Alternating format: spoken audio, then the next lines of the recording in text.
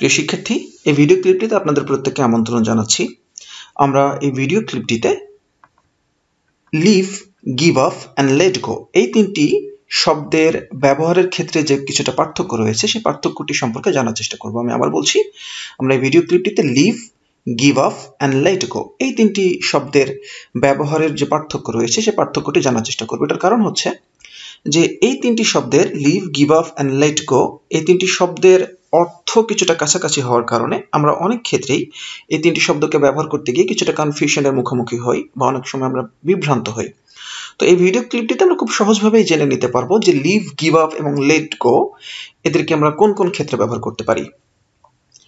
Leave, give up and let go এদের তিনটেরই অর্থটা কিছুটা কাছাকাছি।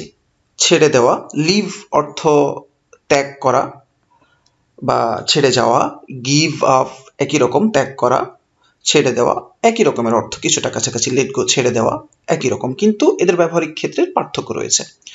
তো চলুন আমরা সরাসরি আমাদের মূল টপিকে চলে যাই। আমরা যদি লিভকে নিয়ে কথা বলি যে লিভ আসলে কখন ব্যবহার করতে হয়। লিভ, লিভ মানে কোনো স্থান ত্যাগ করা। লিভ মানে হচ্ছে কোনো স্থান ত্যাগ করা। যেমন যদি আমি বলি যে হি লেফট রাজশাহী, সে রাজশাহী থেকে চলে গেল। এখানে লিভ এটা ভার্বের বেস ফর্ম, আর লেফট এটাকে আমি পাস্ট টেন্স করেছি, পাস্ট ফর্ম ব্যবহার করেছি, এর জন্য আমি এখানে ব্যবহার করেছি লেফট। তো হি লেফট রাজশাহী, সে রাজশাহী ত্যাগ করলো, সে রাজশাহী থেকে চলে গেল। পরের উদাহরণটা যদি আমরা খেয়াল করি, লিভের উদাহরণটা যদি পরেরটা খেয়াল করি, they leave the place when the police come, বলছে যে যখন পুলিশ আসে তখন তারা জায়গাটা থেকে চলে যায়। কোনো একটা স্থান ত্যাগ করা, কোনো একটা জায়গা ত্যাগ করা, সেই ক্ষেত্রে আমরা ব্যবহার করছি লিভ।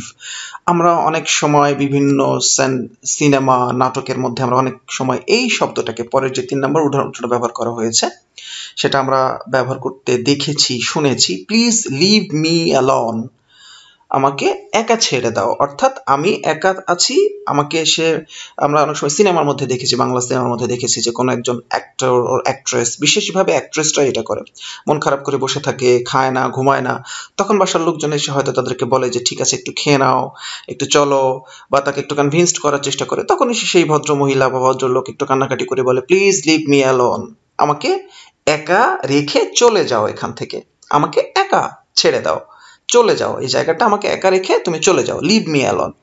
তো তার মানে হচ্ছে লিভ অর্থ হচ্ছে কোনো LEAVE লিভ, আবার LIV ভাববেন না, LEAVE লিভ মানে কোনো একটা স্থান ত্যাগ করা। আমরা যদি পরেরটাতে যাই, গিভ আপ, গিভ আপ মানে কি কোন একটা অভ্যাস ত্যাগ করা, কোন একটা অভ্যাস ত্যাগ করা। এখানে এভাবে বলছে যে গিভ মানে হচ্ছে কোন একটা অভ্যাস ত্যাগ করা। এটার কিছুটা অন্যরকম পার্থক্য আছে, ব্যবহার আছে, আমরা সেটা দেখবো ইনশাআল্লাহ ভিডিও ক্লিপটিতে। তো যেটা বলা হচ্ছে we should give up smoking, আমাদের যে ধূমপান করার অভ্যাস আছে, আমাদের ধূমপান করার অভ্যাসটা ছেড়ে দেওয়া উচিত। এটা একটা bad manners, bad habit. So we should give up smoking, we have to give up smoking, আমাদেরকে ধূমপান ছেড়ে দেওয়া উচিত। তাহলে গিভ আপ মানে হচ্ছে ছেড়ে দেওয়া। আবার পরের সেন্টেন্স এখানে বলা হচ্ছে please try to give up drinking wine, মদ খাওয়া এটা বন্ধ করা দরকার, তোমার বন্ধ করো, মদ খাওয়া বন্ধ করো, অর্থাৎ একটা বদ অভ্যাস হয়েছে সেটা তুমি ত্যাগ করো। আবার গিভ আপের আরো বেশ চমৎকার একটা উদাহরণ আছে, সেটা হচ্ছে আমরা অনেক ক্ষেত্রে কাউকে কোনো হতাশ হতে নিরুৎসাহিত করি বা কোনো আশা না ছেড়ে দিতে উৎসাহিত করি। গিভ আপ, কোনো আশা ছেড়ো না, ডোন্ট গিভ আপ। এটা সিম্পল যদি আমি বলি ডোন্ট গিভ আপ, এর মানে হলো হতাশ হও না, ছেড়ে দিও না, হাল ছেড়ো না। আমরা অনেক সময় এই শব্দগুলো বিভিন্ন মুভির মধ্যে আমরা দেখতে পাবো, বিভিন্ন জনকে বলতে শুনতে পাবো। সেটা হচ্ছে ডোন্ট গিভ আপ, হাল ছেড়ো না। জাস্ট এখানে যদি বলে যে give up, don't give up, হাল ছেড়ো না, হতাশ হও না। তো এখানে আশা ছেড়ে দেওয়ার অর্থ বোঝাতেও গিভ আপ ব্যবহার করা যায়, আশা ছেড়ে দেওয়ার অর্থ বোঝাতেও গিভ আপ ব্যবহার করা যায়।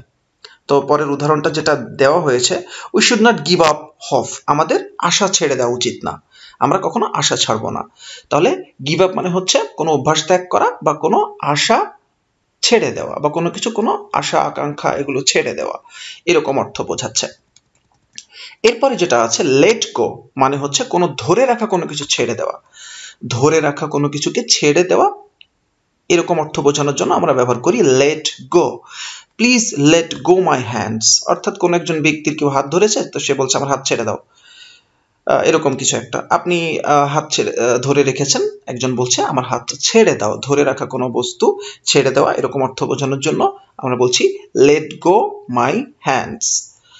এরকম আরো কোনো কিছু আপনি ধরে রেখেছিলেন, সেটা ছেড়ে দিলেন, এরকম অর্থ বোঝানোর জন্য আমরা লেট গো ব্যবহার করি। তার মানে হচ্ছে আমরা যদি একটু আবার প্রথমের দিকে ফিরে যাই, যদি আমরা আরেকটু হাইলাইট করে বলার চেষ্টা করি তিনটি যে শব্দ রয়েছে তিনটির ব্যবহারিক ক্ষেত্র সম্পর্কে, তাহলে হচ্ছে লিভ মানে কোনো স্থান ত্যাগ করা, গিভ অফ মানে কোনো অভ্যাস বা কোনো আশা ছেড়ে দেওয়া অর্থ বোঝাচ্ছে, আর লেট গো মানে ধরে রাখা কোনো বস্তু আপনি ধরেছিলেন সেটা জাস্ট ছেড়ে দিলেন, লেট গো।